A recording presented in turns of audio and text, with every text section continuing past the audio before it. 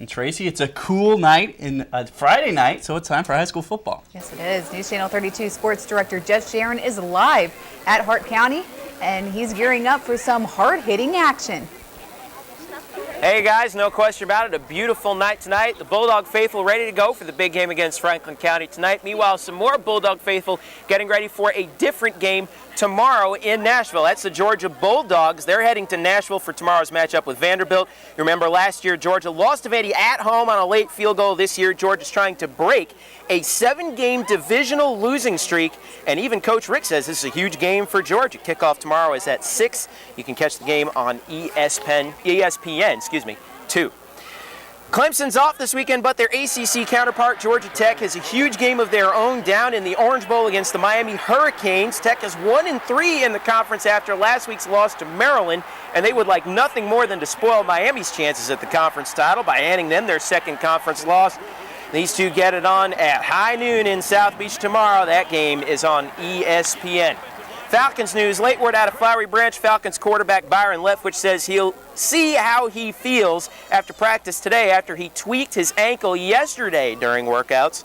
Leftwich says it's just a minor sprain. X-rays did turn out negative. Still no word from head coach Bobby Petrino as to whether Leftwich will see any playing time, health permitting, when the Falcons take on the Giants in the Georgia Dome on Monday night. Nextel Cup is under the lights tomorrow for the Bank of America 500 in Charlotte. Jeff Gordon leading the chase for the championship right now by a mere 9 points over Jimmy Johnson. And Jimmy actually talks a little bit about what he does away from the track to get away from some of the stress that he feels over the season. He talks about that in the NASCAR Minute.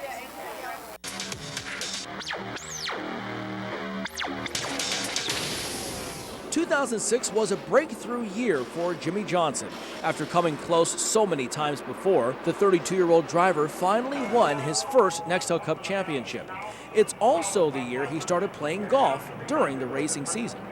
I needed something to get my mind off of racing. And I've played in the past, but over the course of the chase, my wife, of all things, said, get out of the house, stop thinking about racing, and encouraged me to go out and play with my friends, and it really helped. It's nice to get out and forget about what happened at the race that we just came from, and shake that stuff off and start the week fresh. So how is his golf game?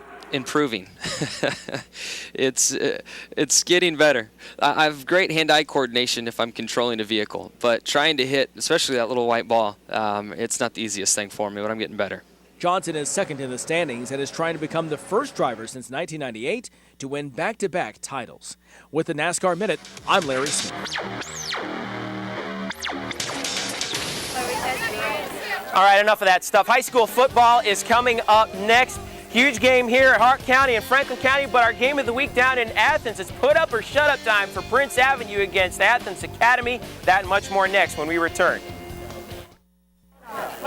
Welcome back to News Channel 32. Jeff Sharon here live at Hart County High School, where they love them dogs, but two teams getting a little bit more love than Hart County in our fan top 10. Let's go ahead and take a look at it. Look at that, Stevens County, their rivals are number 1 again this week, followed by North Hall at number 2, Hart County number 3 in our fan top 10. Habersham Central and Commerce round out the top 5. They're followed by Clark Central, a 3-way tie for 7th between Athens Academy, Cedar Shoals, and Prince Avenue Christian School. Flowery Branch rounds out the top 10. Of course, we mentioned Athens Academy and Prince Avenue, and this week it's put up or shut up for the Wolverines as they take on a perennial power in Athens Academy in 8 single A. The winner of this game is in the driver's seat in that region. With a preview, here's Cody Chaffins.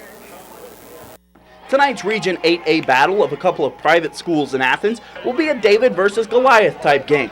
Playing the role of David will be Mark Fariba's Prince Avenue Christian Wolverines. In only their second full season of varsity football, the Wolverines have gone an impressive 5-1, which is over double their 2 wins last season. The Wolverines are led by senior quarterback John Richt and running back Anthony Ball.